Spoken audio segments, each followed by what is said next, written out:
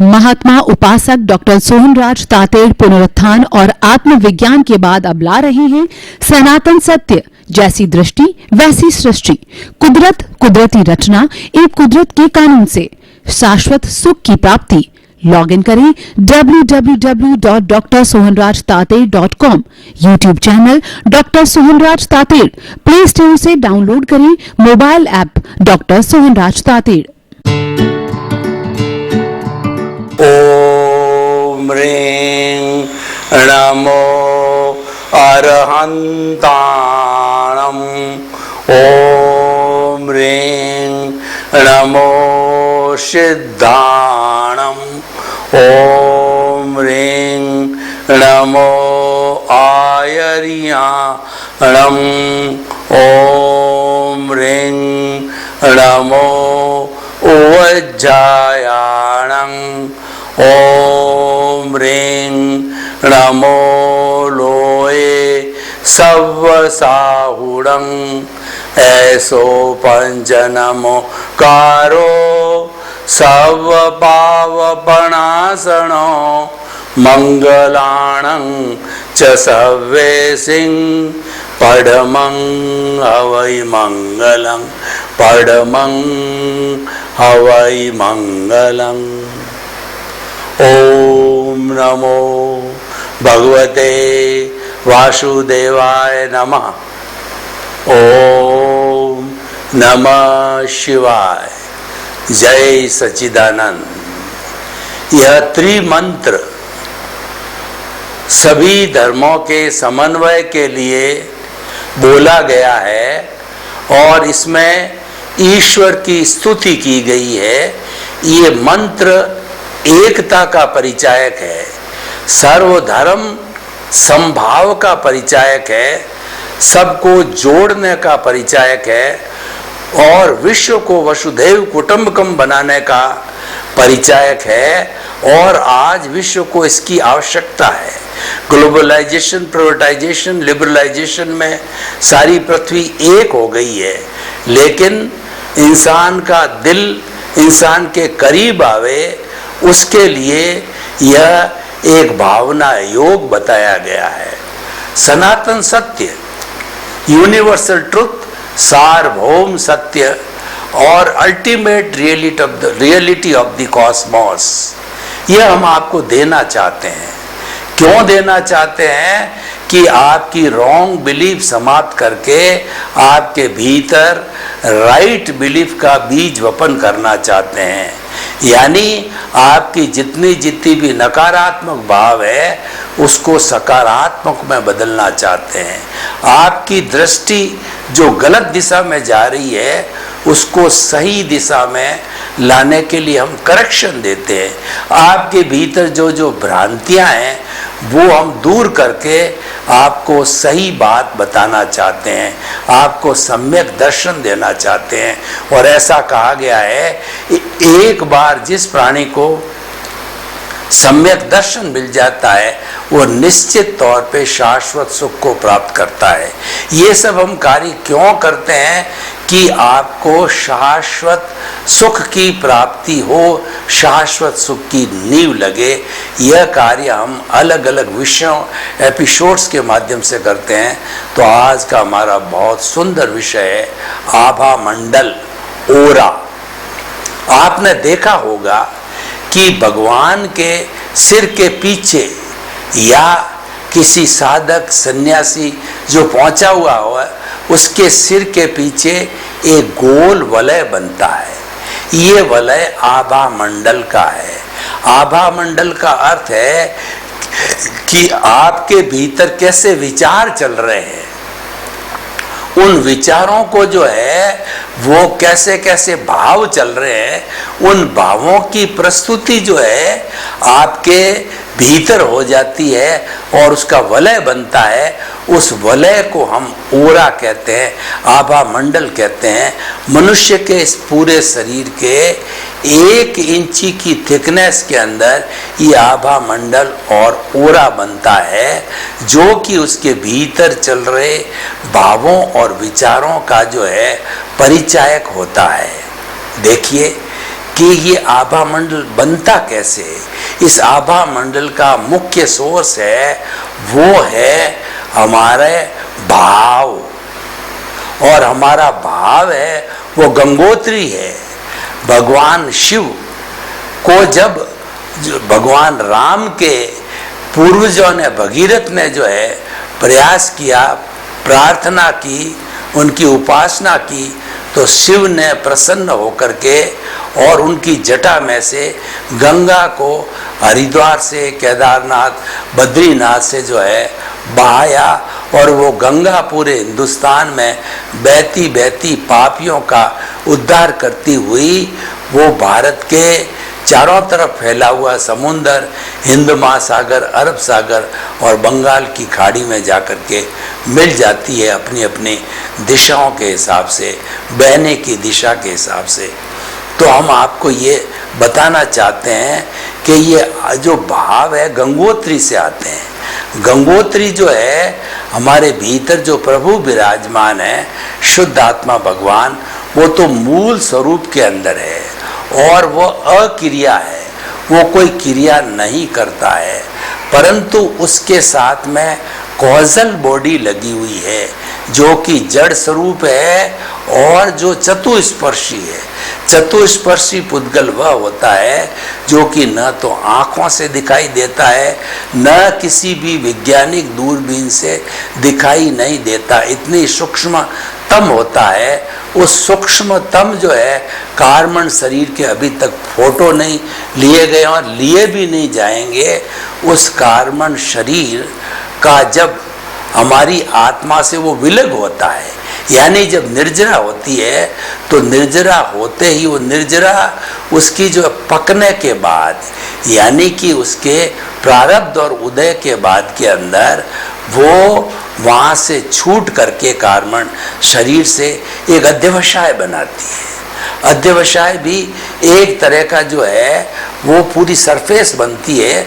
उस अध्यवसाय से वो भाव, शुभ या अशुभ जैसे भी भाव है, वो कलरलेस होकर के वहाँ से निकल करके और हमारी प्रोसेसिंग फैक्ट्री जो अवचेतन मन है, तेजस शरीर है, उससे जाके टच होता है। टच होते ही जो है उसको कलर मिलता है। वह पौद्गलिक जो है वो हमारे भाव हो जाते हैं, कलर मिलता है। कलर जो है अगर ब्राइट चमकीला है, वाइट है, तो वह शुक्ल लेशिया है। शुक्ल लेशिया अत्यंत पवित्र होती है और यह हमें जो है वो आत्मा की शुद्धता देती है। और दूसरी जो है शुभ लेशिया का उसको जो कलर मिलता है वो तेजो लेशिया होती है। तेजो लेशिया पिंक कलर की होती है और हमें ये शांति प्रदान करती है। तीसरी शुभ लेशिया होती है वो पद्म लेशिया होती है, हल्दी जैसा चमकता हुआ कलर होता है, तो वो हमें जो है आनंद की अनुभूति कराती है। तो ये जो तीनों कलर मिलते हैं ये भीतर से शुभ भाव आते हैं जब ये तीनों तरह की जो है वो चमकती हुई लेशियाएँ मिलती है। और भीतर से अगर अशुभ भाव होते हैं और वो हमारे जो जो तेजस शरीर को जो टच होती है, तो टच होने पर जो है वो कृष्ण नील और कापोत लेशिया बनती है। कृष्ण का मतलब काली डल, और काली डल जिसकी लेशिया होती है वो बहुत ही अशुभ भाव होते हैं। पंचेंद्रिय वध है, किसी को मर्डर करने का है, किसी को मारने का है, किसी को गोली से उड़ाने का है, किसी को सिर से काटने का है। ऐसे जो है वो भयंकर भाव होते हैं। उनके काले रंग की डल लेशिया कृष्ण लेशिया होती है और नील लेशिया होती है, इससे थोड़ी बेटर होती है, तो वो नीले रंग की होती है। नीले रंग की जो लेशिया होती है उसके अंदर अपराध, झूठ, मापतोल, कपट, षड्यंत्र, धोखाधड़ी, ये भाव भरे हुए रहते हैं। ये भाव वो होते हैं जो कि कार्बन शरीर में स्टोर होते हैं और वो उदय प्रारब्ध के रूप में लेशिया के फॉर्म में बदलते हैं। और कापोत लेशिया होती है वह कंपैरेटिवली दोनों से जो हल्की होती है, तो वो छोटे मोटे जो है वो नेगेटिव थिंकिंग कराती है, जैसे कि किसी के प्रति जो है घृणा का भाव, निंदा का भाव और किसी की बुराई करने का भाव, ऐसे ऐसे जो है भाव करने वाली होती है, वो कापोत लेश्या होती है। तो भीतर से शुभ लेश्या आई तो शुभ बनती है, अशुभ जो है भाव आए तो अशुभ लेश्या बनती है। तो ये सारा कन्वर्शन है हमारे तेजस शरीर में होता है, और जो ही इसको जो है ये स्पर्श हो जाता है तेजस शरीर का, तो तेज वो अष्ट स्पर्शी बन जाती है। अष्ट स्पर्शी बनने के कारण उसका फोटो लिया जा सकता है, उसकी डेरिवेशंस किया जाता है जा सकता है, उसकी रीडिंग की जा सकती है, उसका फलित निकाला जा सकता है। तो अब यहाँ पर हम कहना चाहेंगे कि अष्ट स्पर्शी बन गई है, तो अष्ट स्पर्शी के कारण कर्लियन फोटोग्राफी इत्यादि बहुत सी फोटोग्राफीज आज डेवलप हो गई है, वो इनके फोटो खींचते हैं। अगर तेजस शरीर के या हमारे अवचेतन मन के या इसके जो है 6 लेश्यों के फोटो खींचे जाए और फोटो खींचे जा कर के उनका डेरिवेशन निकाला जाए, उनका फलित निकाला जाए, तो हमें मालूम पड़ेगा कि जो हमारे जीवन में क्या घटित होना है वो 6 महीने पहले ही उद्घाटित हो जाता है। अगर हमारे भीतर शुभ भाव होंगे तो कलर शुभ है, ब्राइट होंगे, चमकते हुए होंगे और लाइट कलर्स होंगे। अशुभ भाव है तो डार्क कलर्स होंगे, और वो जो है वो डार्क कलर्स जो है वो कहना चाहिए कि बहुत जो है वो भद्दे कलर के होंगे। तो इस तरीके से ये फोटो लेकर के, और हम जो है वो फोटो हमारे ऑटोमेटिकली जो है सिर के बाहर बन जाता है और फोटो लिया जाता है, उसको ओरा कहते हैं। और ओरा के द्वारा जो है हम ये आसानी से पता लगा सकते हैं कि हमें कौन सी बीमारी आने वाली है, कब आने वाली। लगभग 6 महीना पहले जो घटना घटित होती है वह ओरा के अंदर आकर के प्रदर्शित हो जाती है। ओरा हमारे तेजस शरीर से अवचेतन मन की सहायता से जो होता है, यानी हम स्वयं अपने डॉक्टर हैं, हमको पहले इंडिकेशन मिल जाता है। अगर हम सचेत होते हैं या हम अध्यात्म जगत के गोते लगाते हैं या भीतरी शक्ति का हमको आभास होता है, लब्धि वीर्य के अगर हम जानकार होते हैं, तो हम सहज ही जो है हमें मालूम पड़ने से हम सचेत हो जाते हैं। और जो व्यक्ति जो है इन बातों की तरफ ध्यान नहीं देता, इग्नोर कर देता है, तो वह जो है अपने आप मूल स्वरूप के अंदर वो घटना घटित हो जाती है। तो देखिए, जब ये कलर्स निकाले गए और इसके रिजल्ट्स निकाले गए, मालूम पड़ा कि वह व्यक्ति बीमार हो सकता है।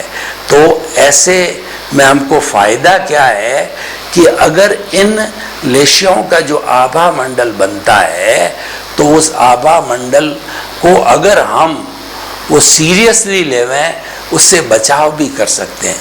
आपने देखा होगा कि जो बड़े बड़े ऋषि मुनि होते हैं, आचार्य लोग होते हैं, उनका ओरा बहुत शुद्ध होता है, क्योंकि उनके शुभ भाव होते हैं। उन शुभ भावों से जो ओरा बनता है, आभा मंडल होता है, वह शुद्ध होता है। और शुद्ध होने के कारण अगर हम ऐसे महापुरुष के पास में बैठते हैं, उसकी सनिधि में बैठते हैं, तो हमें सुकून महसूस होता है, शांति महसूस होती है। इसीलिए हम सत्संग करते हैं।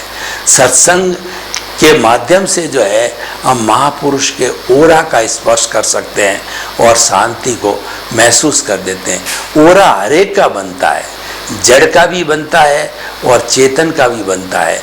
जड़ का जो ओरा होता है फिक्स होता है, क्योंकि उसमें हलन चलन नहीं है, उसमें जीव नहीं है, उसमें स्पंदन नहीं है, उसमें फीलिंग नहीं है और उसमें सुख दुख की कोई अनुभूति नहीं है।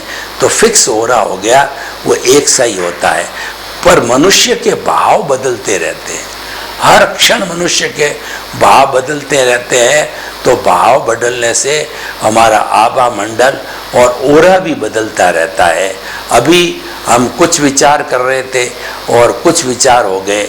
जब ये भाव जो है वो हमारे चित्त के आदेश के अनुसार, चित्त की जो है नॉलेज में रह करके, जो इस चित्त है हमारे स्थूल शरीर का जो है गवर्निंग बॉडी होती, चित्त होता है, चेतना का नाम चित्त होता है, उसके साथ स्पर्श करके अवचेतन मन इस चेतन मन से स्पर्श करके जो है, और वो हमारी एंडोक्राइन ग्लैंड है, वो इन शुभ अशुभ लेशियों के संपर्क में आकर के, और वो वाइब्रेशन फॉर्म में होती है, शुभ और अशुभ है, वो लिक्विड फॉर्म के अंदर आकर के विचार बन जाते हैं।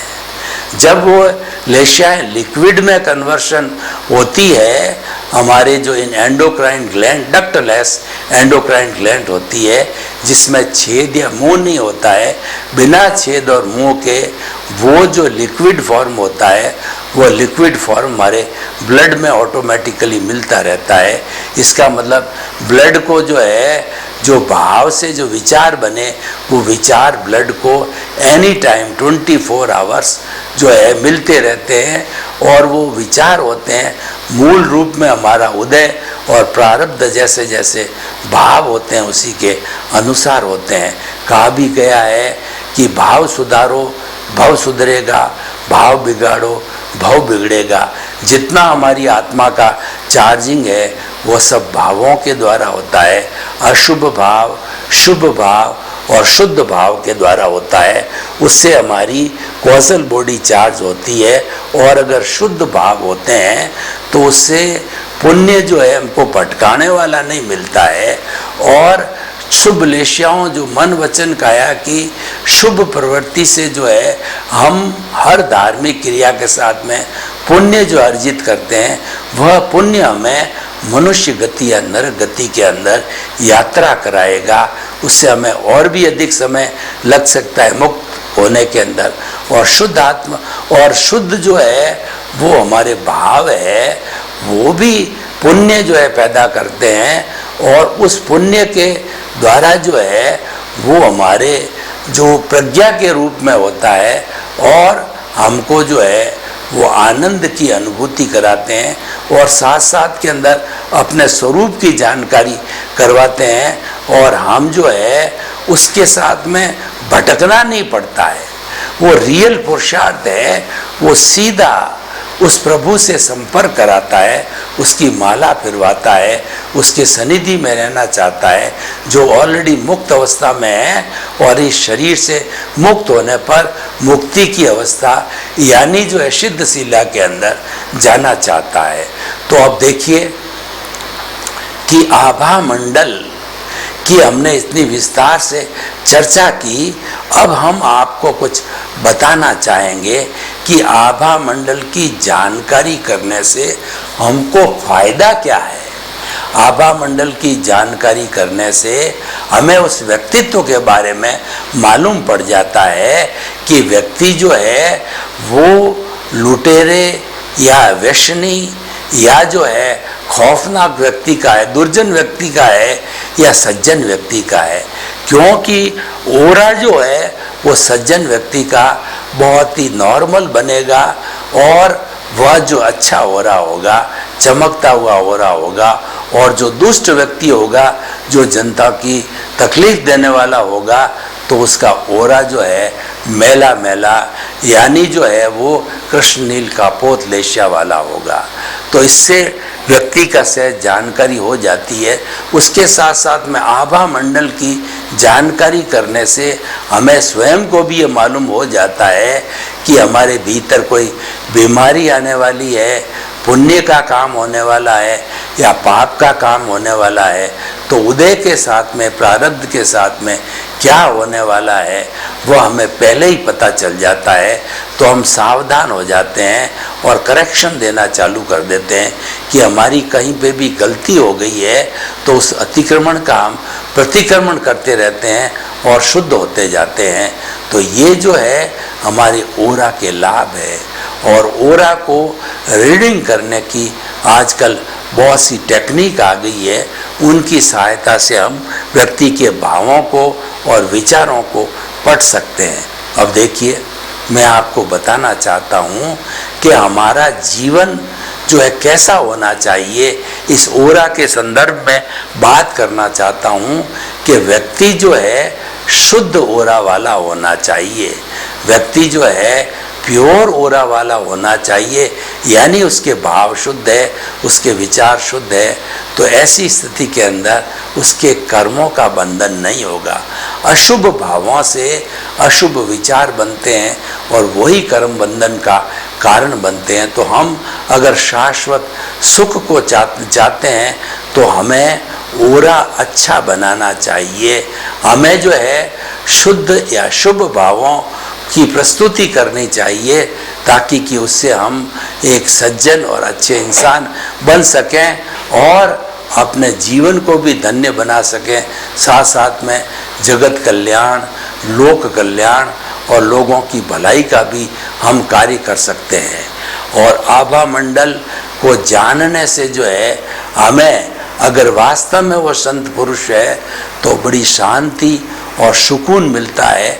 ऐसे शुद्ध ओरा वाले व्यक्ति के पास में, उनकी सनिधि में हमको रहना चाहिए, क्योंकि एकांत और जो ये सनिधि है ये हमारा शुद्धिकरण करती है।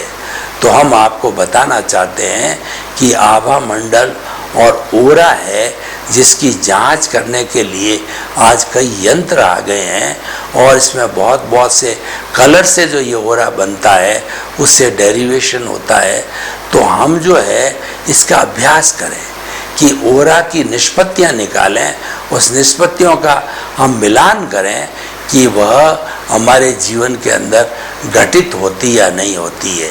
वास्तव के अंदर वो घटित होती है और सही कैलकुलेशन हमको मालूम हो तो मालूम पड़ जाएगा कि जीवन के किस जो है पड़ाव के ऊपर जाकर के गलतियां जो है उसका जो है अवतरण होगा और उसको जो है वो हमें भुगतना पड़ेगा। तो इस तरीके से ओरा और आभा मंडल एक ऐसा विषय है जो व्यक्ति के चरित्र के बारे में बताता है।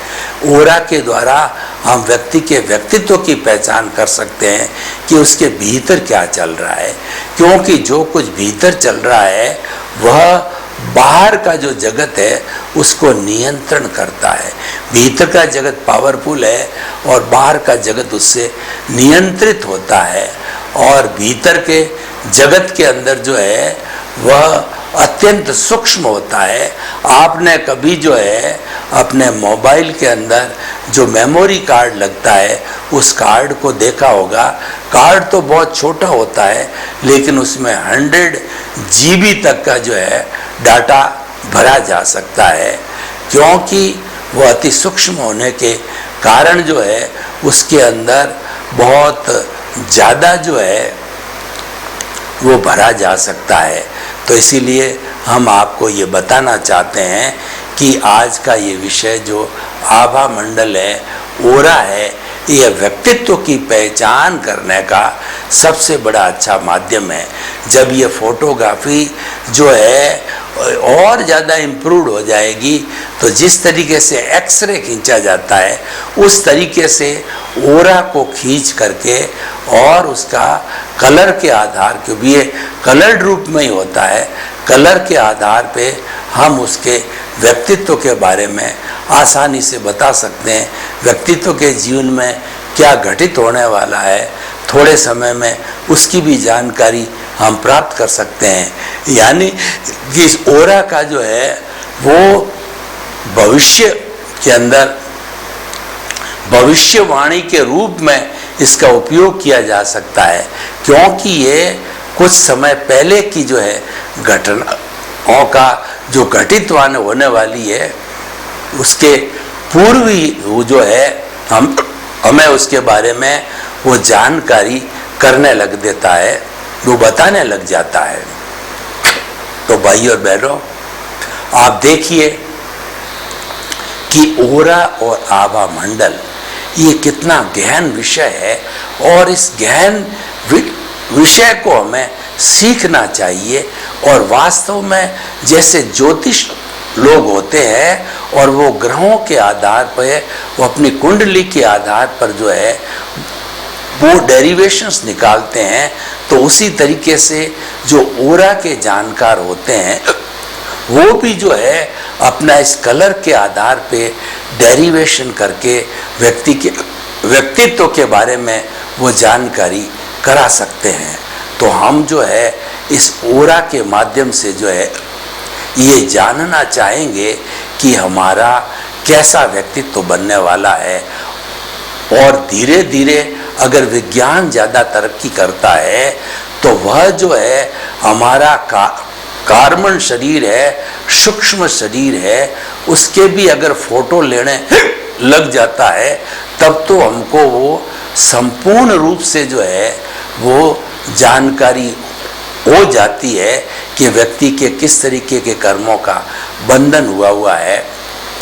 हम तो आशा करते हैं कि इस ओरा के माध्यम से कि धीरे धीरे हमारे कार्बन शरीर के भी फोटो जो है हमको मिलते रहने चाहिए, ताकि कि हम उसमें करेक्शन कर सकते हैं। ओरा का जो सबसे बड़ा उपयोग क्या है कि हम करेक्शन दे सकते हैं, अपने व्यक्तित्व को सुधार सकते हैं कि हमारा व्यक्तित्व किस दिशा के अंदर जा रहा है, हम उसमें करेक्शन दे करके हम उसके अंदर सुधार कर सकते हैं। तो भाई और बहनों, हम आपको जो है निष्कर्ष की भाषा में ये बताना चाहते हैं कि ओरा और आभा मंडल ये एक ऐसा विषय है जो अच्छे अच्छे लोगों की या बुरे लोगों का पूरा व्यक्तित्व का चिट्ठा खींच देता है। और अगर ओरा को गहराई से जो है अध्ययन किया जाए तो पूरा जिस तरीके से एक ज्योतिष होता है और ज्योतिष से जो डेरिवेशन कर लेता है वो सारा का सारा ओरा के माध्यम से किया जा सकता है। ओरा एक पूरी साइंस है, ये जो है कोरी कपोल कल्पित कल्पना नहीं है, ये एक साइंस है जो कि विज्ञान के द्वारा सम्मत है। और ये अष्टस्पर्शी पुद्गलों के द्वारा जो है वो हमें जो है वो पुद्गलों के द्वारा जो है ये वर्णित किया जा सकता है। इसलिए ओरा का हमें अध्ययन किया जाना चाहिए। और मैं तो इस एपिसोड के माध्यम से जो है ये बताना चाहूँगा कि जिस तरीके से कॉलेज और यूनिवर्सिटियों के अंदर अलग अलग विषयों की पढ़ाई की जाती है, तो व्यक्ति के आभा मंडल की स्टडी को इतना जनरल कर देना चाहिए कि वो अध्ययनशील हो जावे, तो उससे जो है हमारी कोर्ट की प्रणाली है उसको बहुत ही बड़ा फायदा होगा। कोर्ट ये जान जाएगा कि इस व्यक्ति के भीतर क्या चल रहा है। जो आज का विषय है ये आंतरिक जगत का विषय है और इसकी निष्पत्ति है बाहर के जगत में होती है, क्योंकि भीतर से बाहर आता है और बाहर से जो है भीतर जाता है। तो भीतर के अंदर हमारे क्या चल रहा है, विचारों का क्या वर्तूल है या भावों का क्या चल रहा है, जो हमारी आंतरिक फैक्ट्री है, उस फैक्ट्री को जो है ये ओरा के द्वारा सारा संचालन जो है किया जा सकता है। तो इसीलिए जो है हम इस ओरा को बहुत अच्छी तरह से पढ़े और इसके बाद के अंदर इसकी बहुत रिसर्च होनी चाहिए, इसका गहन अध्ययन किया जाना चाहिए कि ज्ञान के अध्ययन करने से जो है ये बहुत सी चीज़ें हमको मालूम होने लग जाएगी कि किस तरीके से जो है हम ओरा का अध्ययन करके और अपने जो व्यक्तित्व के अंदर सुधार कर सकते। जब ये सामान्य रूप से एक शिक्षा के रूप के अंदर कोर्स के रूप में बन करके हमारी स्कूल में, कॉलेज में और यूनिवर्सिटियों के अंदर ये बताया जाएगा, तो इसकी गहनता का और इसकी विद्या का बहुत बड़ा विकास होगा। तो हम कहना चाहते हैं कि ओरा और आभा मंडल के विषय को बहुत हाई लेवल पर प्रकट किया जाना चाहिए। सर्वे भवन्तु सुखिनः, सर्वे सन्तु निरामया। लोक के सब जीवों को सुख मिले, शांति मिले, आनंद मिले, कल्याण मिले। आपके प्रति मंगल भावना, शुभकामना। महात्मा उपासक डॉक्टर सोहनराज तातेड़ पुनरुत्थान और आत्मविज्ञान के बाद अब ला रहे हैं सनातन सत्य, जैसी दृष्टि वैसी सृष्टि, कुदरत, कुदरती रचना एवं कुदरत के कानून से शाश्वत सुख की प्राप्ति। लॉग इन करें www.drsohanrajtated.com, YouTube channel doctor Sohanraj Tated, play store से डाउनलोड करें mobile app doctor Sohanraj Tated.